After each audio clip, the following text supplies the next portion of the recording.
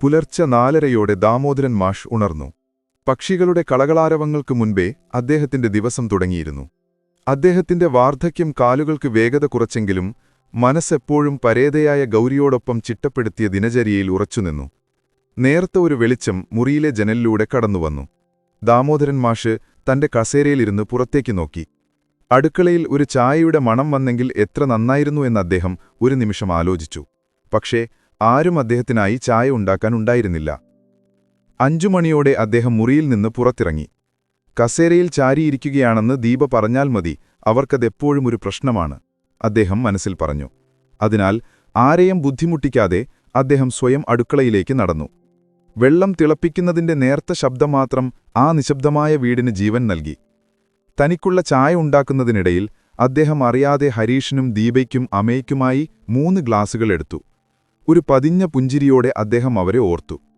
ചായ ഉണ്ടാക്കിവെച്ച്, നിങ്ങളുടെ ചായ റെഡിയാണ്, ഞാൻ ഇറങ്ങട്ടെ എന്ന് സ്വയം പറഞ്ഞ് മാഷ് തന്റെ മുറിയിലേക്ക് നടന്നു. ചെറിയ കാര്യങ്ങൾ പോലും വലിയ സന്തോഷം നൽകുന്ന ഒരാളായിരുന്നു ദാമോദരൻ മാഷ്. തന്റെ പേരക്കുട്ടിയായ അമേയ സ്കൂളിൽ പോകുന്ന ദിവസം യൂണിഫോം ഇസ്തിരിയിടുക എന്നത് അദ്ദേഹത്തിന്റെ ഒരു സന്തോഷമായിരുന്നു. ശബ്ദമുണ്ടാക്കാതെ ഇസ്തിരിപ്പെട്ടിയെടുത്ത് അതിലെ താപം ക്രമീകരിച്ച് ചുളിവുകളില്ലാതെ ഇസ്തിരിയിടുന്നത് ഒരു കലയായി അദ്ദേഹം കരുതി. ഓരോ ചുളിവുകളും മാറുമ്പോൾ അമേയയുടെ മുഖത്തെ ചിരിപോലെ അത് അദ്ദേഹത്തിന് തോന്നി. ദീപയുടെയും ഹരീഷിന്റെയും ദിവസം തുടങ്ങിയിരുന്നത് ഒരു യുദ്ധം പോലെയായിരുന്നു. രാവിലെ അലാമടിക്കുമ്പോൾ തുടങ്ങുന്ന അടിയും ബഹളവും അവർക്ക് സഹിക്കാൻ കഴിഞ്ഞില്ല. ഹരീഷിന്റെ ഷർട്ട് തേച്ചില്ലെങ്കിൽ ദീപയുടെ വഴക്ക്, അമേയയുടെ ബാഗ് എവിടെയാണെന്ന് തിരഞ്ഞ് ഒരുപാട് സമയം കളയുന്നു. ഈ ശബ്ദവും ബഹളവും കണ്ടപ്പോൾ ദാമോദരൻ മാഷ് അറിയാതെ ചിന്തിച്ചുപോയി, താൻ ഒറ്റയ്ക്ക് ചെയ്യുന്ന കാര്യങ്ങൾ അവർക്കെത്ര ബുദ്ധിമുട്ടാണ്. മാഷേ, നിങ്ങളിവിടെ വെറുതെ ഇരിക്കുന്നതെന്തിനാണ്?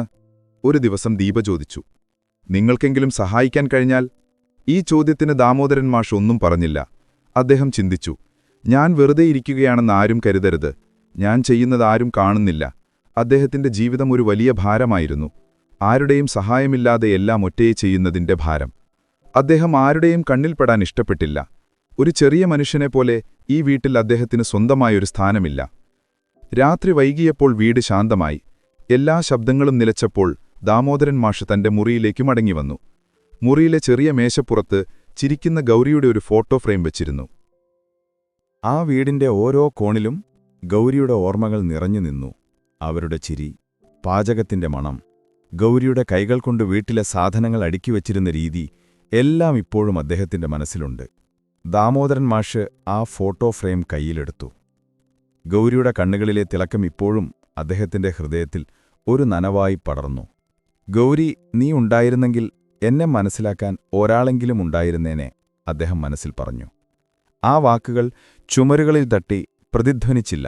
കാരണം അവ മനസ്സിൽ നിന്ന് പുറത്തേക്ക് വരുന്നതിനു മുമ്പേ കണ്ണുകളിലൂടെ കണ്ണുനീരായി ഒഴുകിയിരുന്നു. ഞാൻ ഇവിടെ ഒരു ഭാരമായി മാറുന്നുണ്ടോ?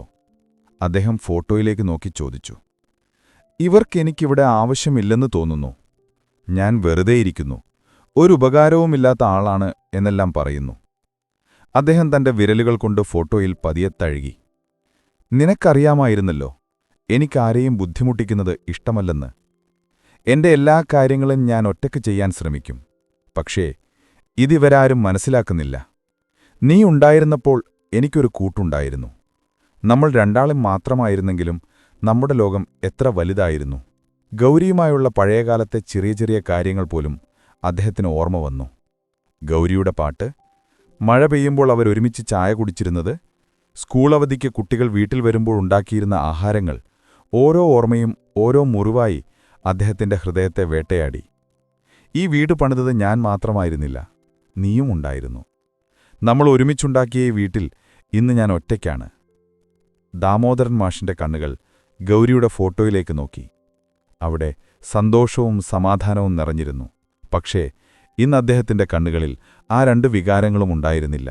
പകരം ശൂന്യത മാത്രം. അദ്ദേഹത്തിന്റെ ഉള്ളിലെ വേദനയും ഒറ്റപ്പെടലും പുറത്താരെയും അറിയിക്കാതെ അദ്ദേഹം ആ രാത്രിയിൽ തന്റെ മുറിയിൽ നിശബ്ദമായി കരഞ്ഞു. അതാരും കാണാത്തൊരു രംഗമായിരുന്നു. വെളുത്ത പ്രഭാതത്തിൽ സൂര്യൻ ഉണരുന്നതിനു മുമ്പേ ദാമോദരൻ മാഷ് തന്റെ നിഴൽ ജോലികൾ ആരംഭിച്ചിരുന്നു. വീട്ടിലെ മറ്റുള്ളവർക്ക് ഇതറിയാതെ പോയിട്ടുണ്ടാകാം. അവരുടെ തിരക്കിട്ട ജീവിതത്തിൽ ദാമോദരൻ മാഷ് ചെയ്യുന്നത് അവർ ശ്രദ്ധിച്ചതേയില്ല. അടുക്കളയിലെ സ്റ്റൗവിന്റെ നേരിയ ശബ്ദം അദ്ദേഹത്തിന്റെ ദിനചര്യയ്ക്ക് തുടക്കം കുറിച്ചു. ആദ്യം ഹരീഷിനും ദീപായ്ക്കും വേണ്ടിയുള്ള ചായ ഉണ്ടാക്കി. അവർ ഉണരുന്നതിനു മുമ്പ് തന്നെ ഡൈനിങ് ടേബിളിൽ വച്ചു. ഹരീഷ് എപ്പോഴും ചോദിക്കാറുണ്ട്, ആരാണ് രാവിലെ ചായ ഉണ്ടാക്കുന്നത് എന്ന്. പക്ഷേ ദീപയ്ക്കത് അവരുടെ ഒരു ജോലിക്കാരൻ ചെയ്യുന്നതായി തോന്നും. അതിനുശേഷം അമേയയുടെ സ്കൂൾ ബാഗ് തയ്യാറാക്കി. അത് രാവിലെ അവളുടെ അമ്മ കണ്ടാൽ മാഷ് അത് ചെയ്തിട്ടില്ല എന്ന് പറയും. അതിനാൽ ദാമോദരൻ മാഷ് അത് ശബ്ദമുണ്ടാക്കാതെ ചെയ്യും. ഓരോ ബുക്കുകളും പെൻസിലും അദ്ദേഹം കൃത്യമായി അടുക്കിവെച്ചു. അമേയയുടെ യൂണിഫോം തേച്ച് മിനുക്കി ഒരുക്കിവെച്ചു. അതിന്റെ ഓരോ മടക്കിലും മാഷിന്റെ സ്നേഹമുണ്ടായിരുന്നു. തന്റെ പേരക്കുട്ടിക്ക് വേണ്ടി ചെയ്യുന്ന ഈ ചെറിയ കാര്യങ്ങൾ അദ്ദേഹത്തിന് വലിയ സന്തോഷം നൽകി. അതുപോലെ മാഷ് വീട്ടിലെ മറ്റ് ചെറിയ കാര്യങ്ങളും ചെയ്യും. പാത്രങ്ങൾ കഴുകി വൃത്തിയാക്കുക, വീട്ടിന്റെ മുൻഭാഗം തൂത്തുവാരുക, ചെടിച്ചട്ടികളിൽ വെള്ളമൊഴിക്കുക. ആരും ശ്രദ്ധിക്കാത്ത ഈ ജോലികൾ അദ്ദേഹത്തിന് സ്വന്തം താൽപ്പര്യത്തിൽ നിന്നും ചെയ്യുന്നതാണ്. മാഷേ, എന്താ ഇവിടെ വെറുതെ ഇരിക്കുന്നത്? ദീപയുടെ പതിവ് ചോദ്യം. ഞാനിവിടെ വെറുതെ ഇരിക്കുകയല്ല, ഞാനീ വീടിനെയാണ് നോക്കുന്നത്, ദാമോദരൻ മാഷ് മനസ്സിൽ പറഞ്ഞു. ഒരിക്കൽ ഹരീഷ് അവന്റെ തിരക്കിട്ട ജോലി കാരണം വീട്ടുജോലിക്കാരെ നോക്കാൻ മറന്നു. ദീപ അദ്ദേഹത്തോട് ദേഷ്യപ്പെട്ടു. നിങ്ങളൊരു ഉപകാരവുമില്ലാത്ത ആളാണ്. ആ വാക്കുകൾ ദാമോദരൻ മാഷിന്റെ ഹൃദയത്തിൽ ഒരു വേദനയായി നിലനിന്നു. അദ്ദേഹത്തിന്റെ ജീവിതം ഒരു വലിയ ഭാരമായിരുന്നു. ആരുടെയും സഹായമില്ലാതെ എല്ലാം ഒറ്റയ്ക്ക് ചെയ്യുന്നതിന്റെ ഭാരം. അദ്ദേഹം ആരുടെയും കണ്ണിൽപ്പെടാൻ ഇഷ്ടപ്പെട്ടില്ല. ഒരു ചെറിയ മനുഷ്യനെപ്പോലെ ഈ വീട്ടിൽ അദ്ദേഹത്തിന് സ്വന്തമായി ഒരു സ്ഥാനമില്ല. ദീപയുടെ മനസ്സ് അസ്വസ്ഥമായിരുന്നു. ഒരു സാധാരണ വീട്ടമ്മയായിരുന്ന ദീപ തന്റെ ജീവിതം നയിച്ചിരുന്നത് സോഷ്യൽ മീഡിയയിലെ ലൈക്കുകൾക്കും കമന്റുകൾക്കും വേണ്ടിയായിരുന്നു. സ്വന്തം ജീവിതം മറ്റുള്ളവർക്ക് മുന്നിൽ ഏറ്റവും മികച്ചതായി അവതരിപ്പിക്കാൻ അവൾ ശ്രമിച്ചു. ഹരീഷിന്റെ കൂടെയുള്ള ഒരു ചിത്രം പോസ്റ്റ് ചെയ്താൽ ലവ് ബേർഡ്സ്, അമേയയുടെ കൂടെയുള്ള ഒരു ചിത്രം പോസ്റ്റ് ചെയ്താൽ സൂപ്പർ മോം. ഈ അംഗീകാരങ്ങൾ അവൾക്ക് വലിയ സന്തോഷം നൽകിയിരുന്നു. എന്നാൽ സ്വന്തം വീട്ടിലെ സന്തോഷം ആരും കാണുന്നില്ലെന്ന് അവൾക്ക് തോന്നി. ഒരു ദിവസം ദീപ തന്റെ കൂട്ടുകാരിയുമായി സംസാരിക്കുകയായിരുന്നു. അവർ സ്വന്തം വീട്ടിൽ വെച്ച CCTV ക്യാമറയെക്കുറിച്ച് ദീപയോട് പറഞ്ഞു.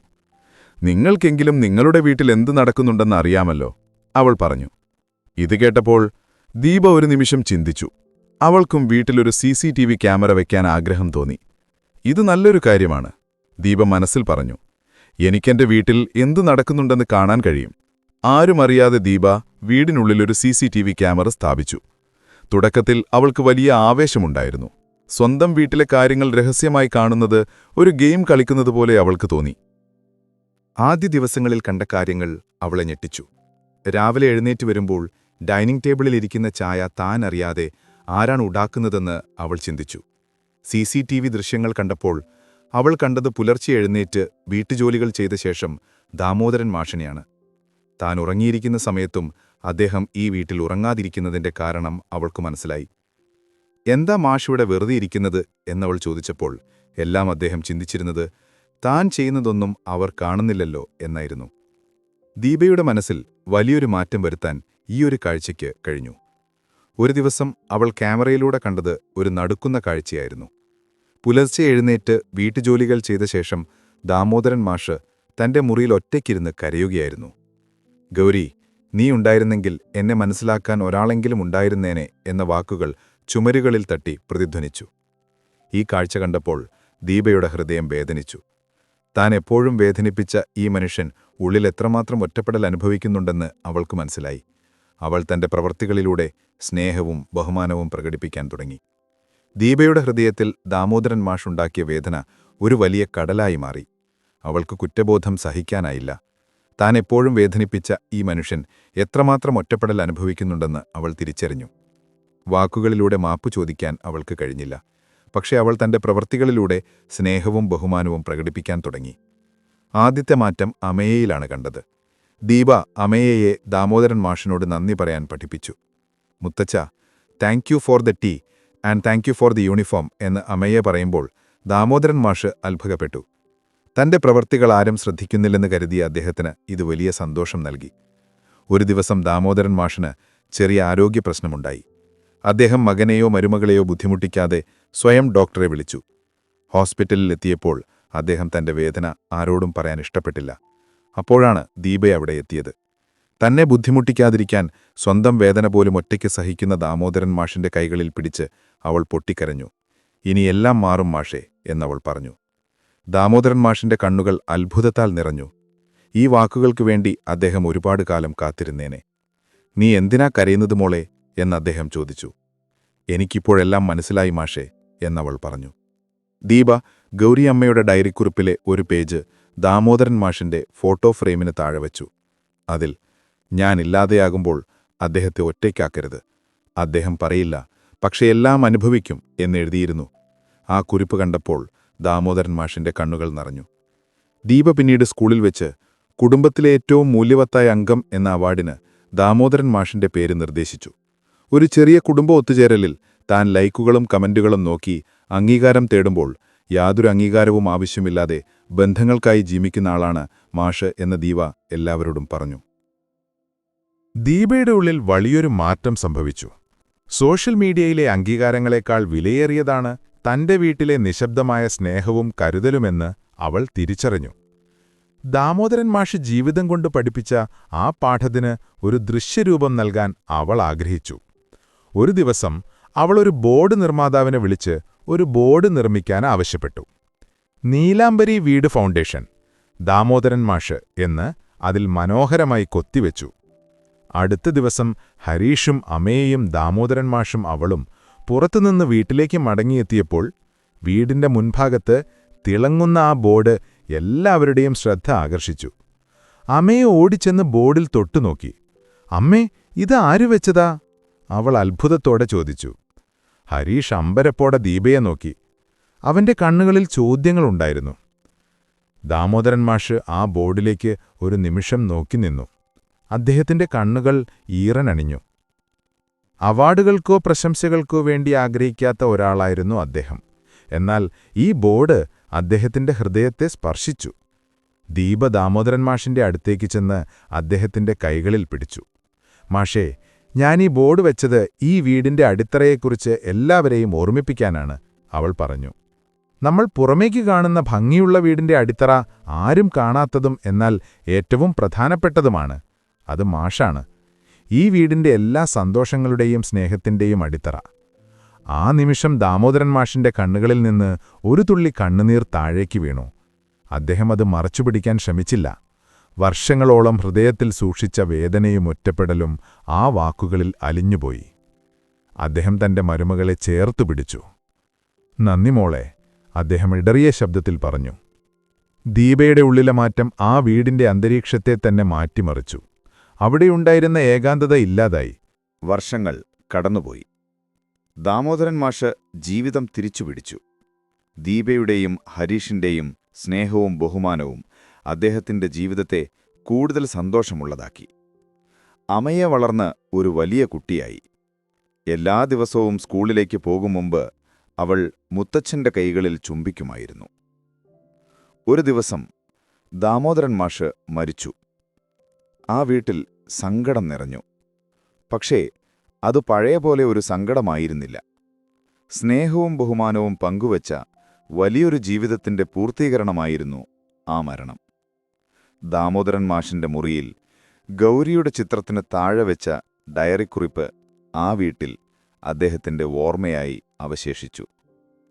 ദീപ ഹരീഷിന്റെ കൈകളിൽ പിടിച്ചു പറഞ്ഞു, ഹരീഷ്, ദാമോദരൻ മാഷ് നമ്മളെ പഠിപ്പിച്ചത് സ്നേഹം ആവശ്യത്തിന് കുടിക്കേണ്ട ഒരു കാര്യമല്ല, അത് എല്ലാ സമയത്തും നമ്മുടെ ഹൃദയങ്ങളിൽ നിന്ന് ഒഴുകേണ്ട ഒന്നാണെന്നാണ്. അവരുടെ വീട്ടിൽ ഇപ്പോൾ പുതിയൊരു തലമുറയുണ്ട്. അമയയുടെ മക്കൾ, നീലാംബരി വീടിന്റെ പുതിയ അംഗങ്ങൾ. അവർക്ക് ദാമോദരൻ മാഷിനെക്കുറിച്ച് കേട്ടറിവുകളേ ഉണ്ടായിരുന്നുള്ളൂ. പക്ഷേ അവർ സ്നേഹിക്കാനും ബഹുമാനിക്കാനും പഠിച്ചു. കാരണം അവർക്ക് ദാമോദരൻ മാഷിനെപ്പോലെ ഒരു വലിയ അടിത്തറയുണ്ടായിരുന്നു. അവസാനം ആ വീടിന് ഒരു പുതിയ പേര് നൽകി, നീലാംബരി ദാമോദരൻ മാഷ്. ആ വീടിന്റെ മുൻപിൽ സ്ഥാപിച്ച ബോർഡ് എല്ലാവർക്കും വലിയ ഒരു സന്ദേശം നൽകി. അത് സ്നേഹത്തെക്കുറിച്ചാണ്, അംഗീകാരത്തെക്കുറിച്ചാണ്, ഏറ്റവും പ്രധാനമായ കുടുംബത്തെക്കുറിച്ചാണ്. അത് ദാമോദരൻ മാഷിനെക്കുറിച്ചാണ്. ഒരു ദിവസം ദീപ പഴയ പെട്ടിയിൽ നിന്നും ഗൗരിയുടെ ഡയറി കുറിപ്പെടുത്തു. അതിൽ ദാമോദരൻ മാഷോടുള്ള സ്നേഹവും ആശങ്കകളും ഗൗരി എഴുതിയിരുന്നു. ദാമോദരൻ, എന്റെ ജീവിതത്തിന്റെ വെളിച്ചം. ഞാനില്ലാതെയാകുമ്പോൾ എന്റെ ദാമോദരനെ ഒറ്റയ്ക്കാക്കരുത്. അദ്ദേഹം പറയില്ല, പക്ഷേ എല്ലാം ഉള്ളിലൊതുക്കും എന്ന് അതിലെഴുതിയിരുന്നു. അത്ഭുതത്തോടെയും സന്തോഷത്തോടെയും ദീപ ആ ഡയറിക്കുറിപ്പ് തന്റെ മരുമകളെ കാണിച്ചു. നമ്മൾ നമ്മുടെ സ്നേഹത്തെ പുറമേ കാണിക്കാൻ ആഗ്രഹിക്കുമ്പോൾ ദാമോദരൻ മാഷ് പോലുള്ളവർ അത് ഹൃദയത്തിൽ സൂക്ഷിക്കും. നമ്മുടെ സ്നേഹം മറ്റുള്ളവരുടെ ശ്രദ്ധ പിടിച്ചുപറ്റുവാനുള്ള ഒരു ഉപാധിയല്ല, അത് നമ്മുടെ ഹൃദയങ്ങളിൽ നിന്ന് ഒഴുകേണ്ട ഒന്നാണ്. ദാമോദരൻ മാഷ് തന്റെ ജീവിതം സ്നേഹവും ബഹുമാനവുമുള്ള ഒരു വീടുണ്ടാക്കാൻ വേണ്ടി സമർപ്പിച്ചു. അദ്ദേഹം വാക്കുകളിലൂടെയല്ല, പ്രവൃത്തികളിലൂടെയാണ് അത് തെളിയിച്ചത്. ദീപയും ഹരീഷും അമയയും അത് കണ്ടറിഞ്ഞു. അത് അവരുടെ തലമുറയിലേക്കും കൈമാറി. ഇന്ന് നീലാംബരി വീട് വെറുമൊരു വീടല്ല, അത് സ്നേഹത്തിന്റെ ഒരു സ്മാരകമാണ്. പുതിയൊരു പ്രഭാതത്തിൽ അമയയുടെ മകൻ ആദി ദാമോദരൻ മാഷിന്റെ പേര് കുത്തിയ ബോർഡിന്റെ അടുത്തേക്ക് ചെന്ന് തൊട്ടു. അമ്മേ, മുത്തച്ഛനെവിടെ? അവൻ ചോദിച്ചു. അമയെ പുഞ്ചിരിച്ചുകൊണ്ട് പറഞ്ഞു, അദ്ദേഹം എപ്പോഴും നമ്മുടെ ഹൃദയങ്ങളിലുണ്ട്, ഈ വീടിന്റെ അടിത്തറയായി. നീലാംബരി വീടിന്റെ മുൻപിൽ സ്ഥാപിച്ച ബോർഡ് വർഷങ്ങൾ കഴിഞ്ഞിട്ടും അതേ തിളക്കത്തോടെ നിന്നു. അതൊരു ഓർമ്മക്കുറിപ്പായിരുന്നില്ല, അതൊരു ജീവിതപാഠമായിരുന്നു.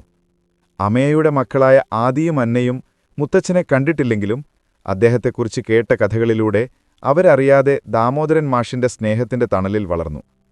ഒരു ദിവസം സ്കൂളിൽ കുടുംബത്തിലെ ഏറ്റവും മൂല്യവത്തായ അംഗം എന്ന വിഷയത്തിൽ ഒരു പ്രസംഗം തയ്യാറാക്കാൻ ആദിയോട് ആവശ്യപ്പെട്ടു. അവൻ വിഷമത്തിലായി. കാരണം അവൻ കണ്ടിട്ടില്ലാത്ത ഒരു വ്യക്തിയെക്കുറിച്ച് എങ്ങനെ സംസാരിക്കുമെന്നോർത്ത് അവനൊരു സംശയം. ആദി അമ്മയായ അമയയോട് ചോദിച്ചു. അമയ പുഞ്ചിരിയോടെ ദാമോദരൻ മാഷിന്റെ കഥ പറഞ്ഞു.